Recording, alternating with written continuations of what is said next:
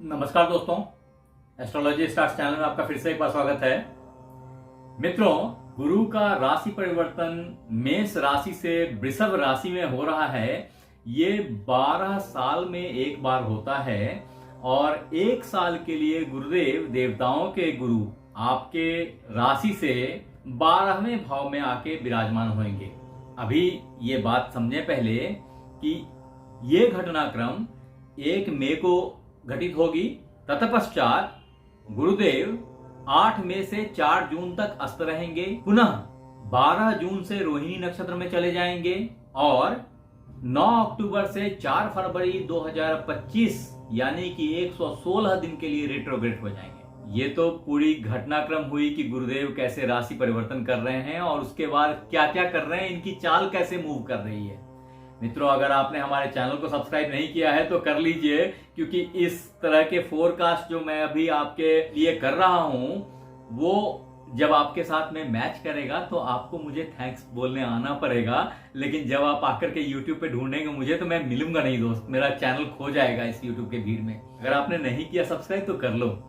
आगे बताता हूं आपको कि देखिए, समझने वाली बात यह है कि इस गुरुदेव के राशि परिवर्तन से आपके ऊपर क्या प्रभाव पड़ेगा, क्या घटनाएं हैं जो आपको छुएंगी, आपको टच करेंगी। चाहे आपकी मिथुन राशि हो या फिर मिथुन लग्न हो। तो पहले समझें कि गुरुदेव कारक किस चीजों के हैं, किन चीजों के गुरुदेव कारक हैं, क्या आपको देना चाहेंगे वो। तो समझें कि गुरुदेव कारक हैं विद्या, बुद्धि, उच्च शिक्षा, गुरुत्व जो है, गुरु ज्ञान जो देते हैं गुरु, वो गुरु। उसके बाद से नेतृत्व की क्षमता, नेतागिरी जो लीडरशिप बोलते हैं। उसके बाद जो मान सम्मान है आदमी की, पद प्रतिष्ठा है। तत्पश्चात अगर स्त्रियों की बात करें तो स्त्रियों के लिए उनके पति का द्योतक है, उनके शादी के लिए भी रिस्पॉन्सिबल है गुरु। उतना ही नहीं, आपके पुत्र के लिए भी जिम्मेवार गुरु हैं, क्योंकि पुत्र के द्योतक हैं गुरु, पुत्र के दाता हैं गुरु। और गुरु बैंक बैलेंस के लिए रिस्पॉन्सिबल भी हैं। जिसकी गुरु खराब होती है दोस्त, कभी पैसा मैनेज नहीं कर पाता, पैसा जमा नहीं कर पाता। ये बहुत इंपॉर्टेंट है समझने के लिए। तो समझें कि अगर इसके बाद आपकी बात की जाए कि मिथुन राशि वालों के लिए जो गुरु का गोचर है, जिसमें वो मेष राशि से वृषभ राशि में आए हैं, तो आपके ऊपर उसका क्या इंपैक्ट आएगा, क्या प्रभाव पड़ेगा। तो देखें, अगर इसको मैं मिथुन राशि की कुंडली बोलता हूं या मिथुन लग्न की कुंडली बोलता हूं, इसमें गुरुदेव कहां से कहां आ गए। तो गुरुदेव अभी तक आपके लाभ भाव में बैठे थे और लाभ भाव से आपके व्यय भाव में, द्वादश भाव में आ गए। इससे पहले यह समझना जरूरी है कि गुरुदेव आपके लॉर्ड कहां कहां के हैं, आपके कौन से भाव के मालिक हैं वो। तो आपके सप्तम और दसम के मालिक हैं। बहुत शुभत्व रखते हैं आपके लिए गुरुदेव, बहुत ज्यादा शुभत्व रखते हैं। यानी कि आप जितना भी कार्य करते हैं, इंक्लूडिंग व्यापार, या आपकी वाइफ भी या आपके हस्बैंड भी, ये सब आपको जो प्राप्ति हुई है या होएगी, ये सब गुरु के आशीर्वाद से ही होनी है, बृहस्पति देव के आशीर्वाद से ही प्राप्त होनी है।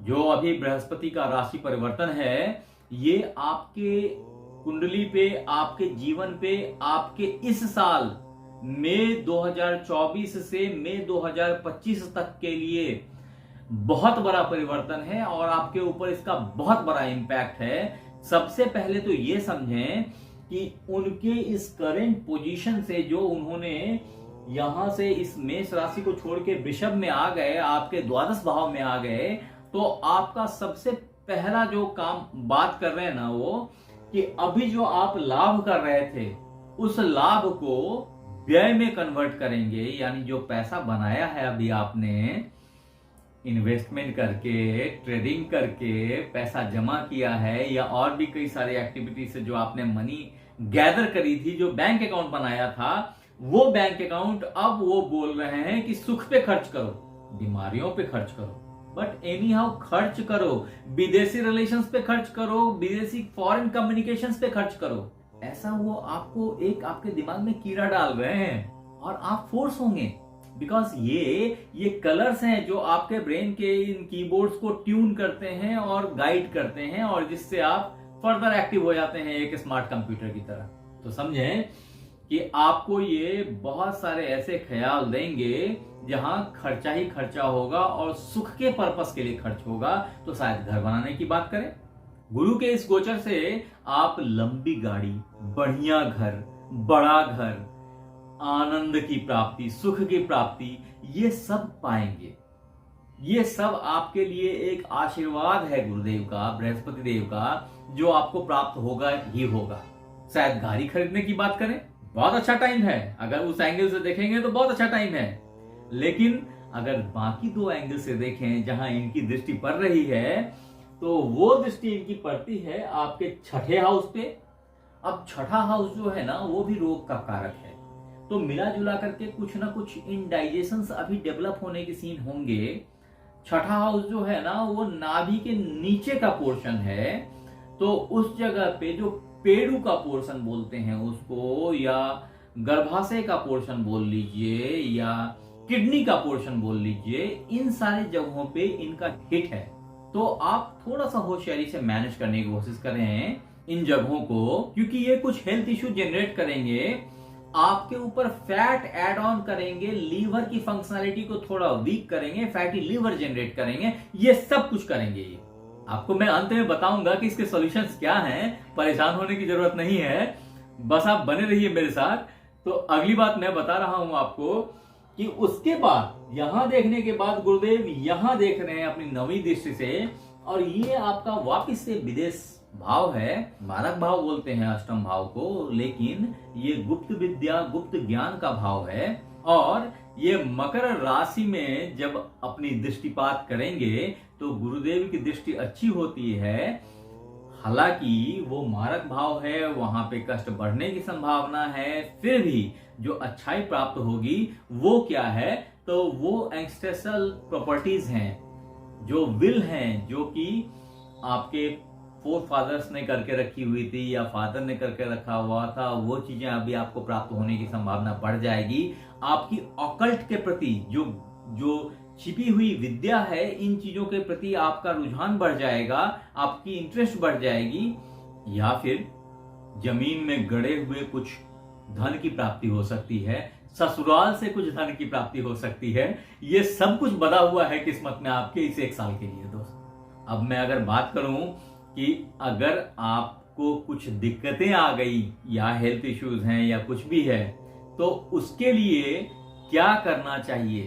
अब गुरु के साइड इफेक्ट को कम करने के लिए आपने एक दो काम करनी है।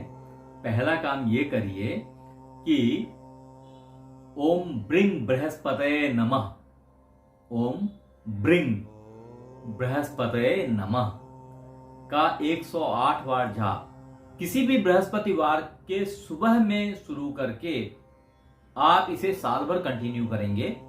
दूसरा सॉल्यूशन है, आसपास में विष्णु भगवान के मंदिर, राधा कृष्ण के मंदिर, इस्कॉन, विठल देव के मंदिर, लक्ष्मी नारायण के मंदिर, दत्तात्रेय के मंदिर, इन सब में से कहीं भी जाकर के बृहस्पतिवार को मत्था टेकें, और हो सके तो उनको पीला पुष्प चढ़ाएं।